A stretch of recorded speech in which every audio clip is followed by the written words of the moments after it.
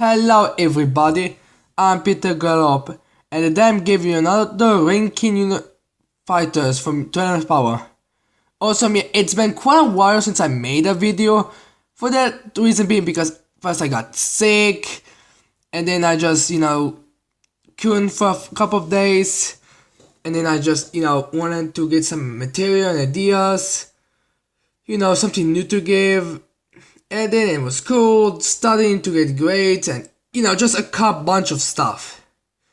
But regardless, saying I'm back, and I'll hopefully continue making videos.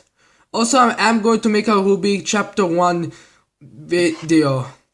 They're just gonna be released when they're released on their website. So I will be seeing them earlier, but I'm not going to review them exactly the same day. Just so you're gonna be aware of. Now with that said, let's get on with this list. Also, this is all just my opinion, so please don't get upset if you would put this and there and there. To be honest with Universe 10, it's more than less going to be the same. Maybe a couple of changes here and there, but nothing major. Number 10. First one I have is Zirko.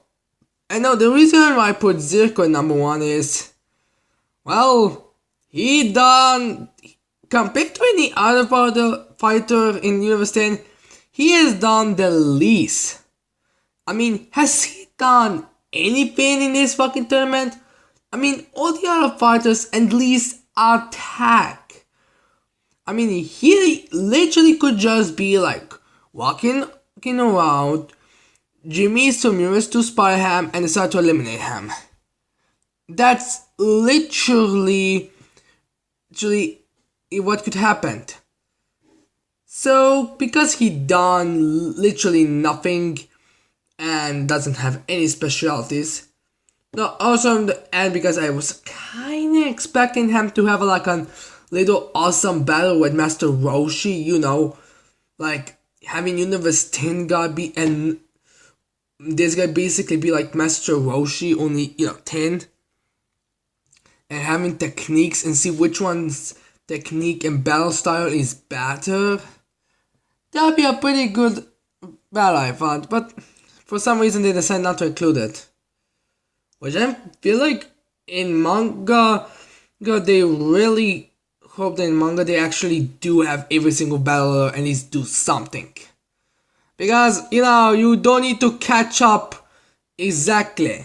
I mean, I'm pretty sure that after the Turn of Power, they're going to make a lot of filler episodes because, I mean, really, what else can they really do besides that? And I know there's a spoil that there is gonna be a movie in the next year, but not really something that we should be focusing on right now. Now, so since I literally got distracted again, I think we cannot say more how this guy is boring and nothing really. Seriously, have they just decided to pick any random shaman looking guy in him? Talk about an original design. Yeah, really nothing. Number 9. Murisam. Now this is another fighter who basically done nothing. His design is so original and is basically a worthless fighter. But the difference between him and Zirko is he needs attack cover and actually was in a shot before when Nariyama attacking. That's something we can give Universe free credit for. Yeah, this guy has done literally nothing. Also, it's just me or does he kind of remind you of Hercules Satan when, he wasn't, off champion, like somewhat, like, if he was a human, wouldn't you just imagine Hercules Satan looking like that somewhat? Yeah, there's nothing really special I can say about him. I mean, seriously. I feel like his design is even lazier than Zirko's design. Also, is it just me or did it seem like he had a mustache before? Who knows? No, yeah, except the animators, of course. Yeah, Mursen was a pretty boring and worthless fighter. Seriously, I feel like Universe 10's problem wasn't the fact that his warriors were weak. I think it was because most of the warriors were just, those last minute scraps. Seriously, I wonder how did they pick them? Maybe I should make a video late in the future how our universes pick their fighters. Which would be a pretty short video considering how some others are making their. And also, am I again getting distracted? Seriously, what's with these two first to being so just wanting to have me talk about anything except those two? That's weird. Number 8. I'm sorry if you can hear anything in the background. I guess there's some fireman exercises or something. But yeah, ignore that or any try. And let's focus on Lily Boo. The first fighter eliminated. Yeah, she's, kind of been hoping that she'll be actually doing something more badass. I kind of thought that she's basically going to be doing this. Basically, using some kind of magic to make her team, power up, like a guy who had no chance against, let's say, who's like that, let's say Tian, and then suddenly be so much more powerful than Tian that would basically be, putting Jiren first, who's the weakest, let's say Sorel, 3S9, like that. Yeah, I was hoping she'll be doing that, but no. She just been a fighter that got eliminated easily. And again, I know that Ramush picked his fighters by how powerful they are, but again, was there really no more powerful females with wings? I mean, I'm pretty sure must be, considering that she's a race member, and she doesn't seem to have any tragical things. So, why is she so... I don't lose logic. Yeah, this chapter was pretty boring. Hell, even the people that actually make her give up on her half time. Yeah, she was basically just eliminated to be the first one eliminated. And such a bitch in the weakling. Seriously, why did they pick her? Number 7. Jurison. Now the reason why I picked him above Libru is, well, he decided to fight Universe with 7 Piccolo and 17, and he wasn't at least a little bit concerned, so I guess he must be one of the more powerful fighters.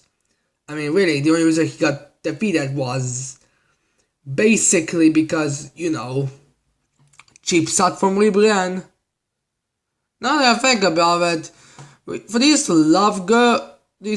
girls that basically represent love, which one of them literally wants to be a goddess of destruction, they do seem to be more evil than anything else.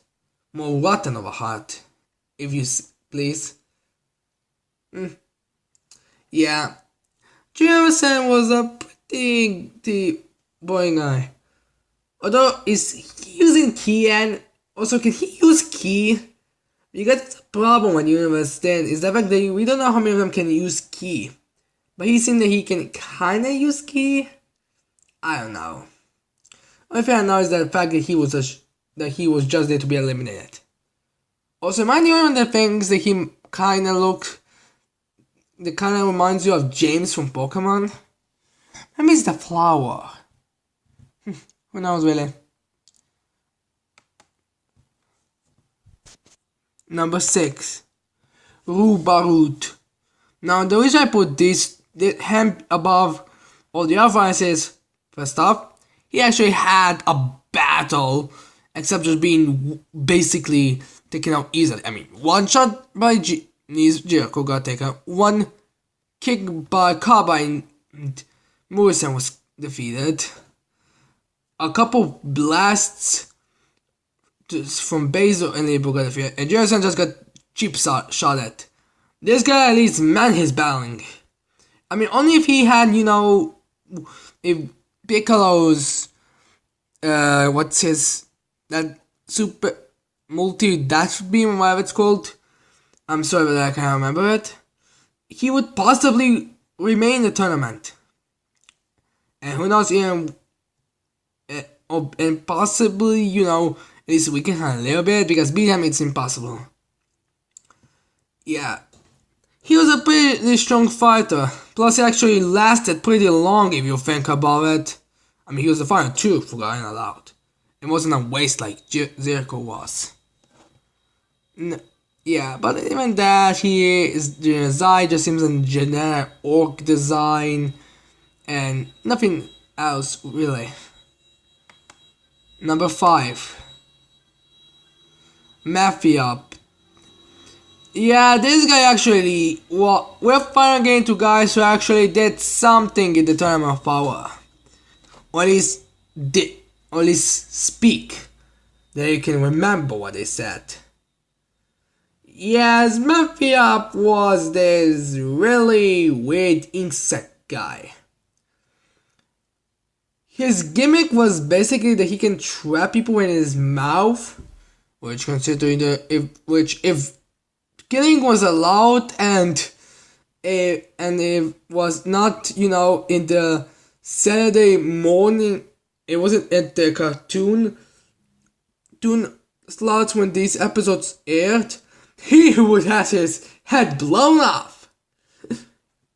Can someone please can someone please just animate stuff like this? One of these fan people who make like Frieza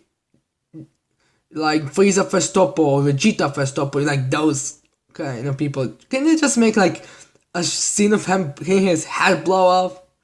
That'd be sweet. Yeah, Mafia was one of the more active fighters and some of them more that can actually do something. Now, first thing we should probably discuss is before Kale, got a confidence boost, he would possibly defeat her. So he's definitely not the weakest. Plus, he has actually multiple things he can do on some offers, which are most of them technically. No, yeah, but the reason I really put him above Uber Hood, because Uber just looks more badass than him, is because, well, he nearly got an elimination. I mean, honestly, if they didn't decide to team up on KO with Neverbot, he would possibly eliminate her. Plus, his stretchable arms are a pretty good technique to have. I mean, really think about it. Which I am beginning to wonder, which champion is he of? Because he does seem to have a belt, so is he a champion or something? Oh, don't like or something? Who knows really. Number 4. Murchin. Now the reason I put Murchin over Mafia is because first thing, Murchin was, funny in his revealing of the team. He actually does look like a more badass fighter, and he was taken down by Frieza of all people, which isn't the weakest being if you haven't noticed. And he does seem to be more an awesome battle. He possibly is a more awesome battler, but since Frieza thing, he kinda got a limit one shot pretty easily. I mean, hell, he kinda is a stronger battler than some others because he actually, because he was limited by Frieza but not Topo. But then again, this whole thing, if Frieza is stronger than Topo, so yeah, it's kinda hard to tell. But regardless of that, he was somewhat entertaining. I just don't know this. Is he like the only guy who actually doesn't wear a shirt and actually does seem to somewhat show off why? Because all the other ones just seem to be allergic to shirts. Yeah. Who knows really? Also, he could kind of pass for a human. if his head wasn't so weird. Well, he must be one of the more lazier designs. I mean, the only thing they do is change his hat. And maybe make his neck bigger? Yeah, I don't know. Number 3. Geum. Yeah, Geum is above the rest because he did basically the most. I mean, he decided to go straight on the Universe Sans 4 tracks, alone. He basically would be like a Pokemon, which since I'm a fan of Pokemons, that does give him a couple more points. And to be fair, he was going on to an entire team of Universe 7 fighters. And keep in mind, that team had one of the strongest, probably the third or the fourth, Gohan. And all the other ones had some abilities that could be used against him. Not much of the fact he actually got his wings cut off, so yeah, not really lost because of this powering, but mostly because he got his body was too damaged. I remember those destruction discs can actually kill a person, people. So yeah, he actually did something. Although again, may I ask, what is he the champion of? Yeah, excluding that, he is one of the more he does actually have a key blast, and if he wasn't just there to be the first elimination in the episode, he would possibly show off more techniques. Like maybe if they extend of having in that episode 103 Zirko, they replace him with Geum, and he actually fought someone more impressively like Tien. That'd be better for him if you ask me. But then again, that's just my opinion. Number 2. Napapa. Like everybody says, Napapa was basically the second word to actually show off some promise. Was obviously the sumo wrestler, which was quite great and does make quite sense to be a turn of power. I mean, seriously, you're gonna have a sumo wrestler, include them. And he is like one of the stronger ones. Although I'm thinking he might have a speed technique, because remember, this is not realistic. They can give an excuse like, yes, his body is like that, but his ability is allowing him to move faster, which would make sense. Plus, is he technically stronger than Krillin, Tien, and Master Roshi? Then around Piccolo and N18's power level? Because the reason why he lost was because Caulifla, used the destroyed stage and used basically his sumo wrestler's move against him. And she's no joke. And Frieza's a really powerful guy. Just in 4 months he's stronger. He's already fucking rivaling the power of a god of destruction. Especially for a guy who cannot defeat a god of destruction, to a guy who, if the god of destruction doesn't Hekai him, pretty funny, can possibly go 1-1 on him. And I don't mean in a sexual way, just like that. Yeah. So that is pretty, he has definitely more powerful fighters. But excluding that, he done nothing. Which we all kind of knew was going to be number 1, and that is Obni. Yeah, pretty much, for a guy who basically had just 1 episode, and that episode not being the care for him, he really took a lot of people. Probably because of Gohan. Now, there's an interesting thing. When I first saw Obni, I didn't think much of him. I kind of just saw let's just defeat him away, blah blah blah. But excluding that, yeah, I must admit, after the episode, I really decided he was my favorite.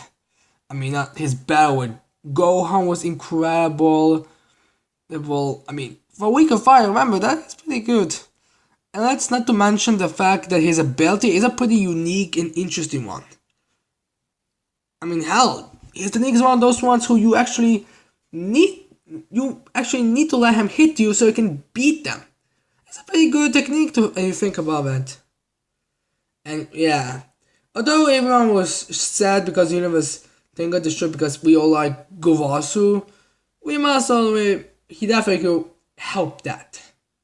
And the fact that the eraser was actually with dignity and the answer actually said, yeah, let's just know that. Although I did just notice the fact that this guy doesn't put out the dancing video type. If you think about that. Maybe it's just me. No, yeah. I hope you like this video. I hope you're gonna leave a like and subscribe to my channel. And once again, I'm sorry that it was so long to give more videos, but again, a lot of stuff. And it's good here for guys playing out. And if you're in school, you're probably people like who are in school are going to have a hard time putting on videos. But yeah, like I said, I'm gonna be in this weekend. I am going to review episode chapter 1 of Ruby, which been already out for an entire week. But again, I'm gonna be waiting until it's gonna be officially on. So on the Ruby YouTube channel. So yeah. Now that's it. Let's get on. And that's it. Cannot wait to see you later. I really hope you subscribe. And see you later.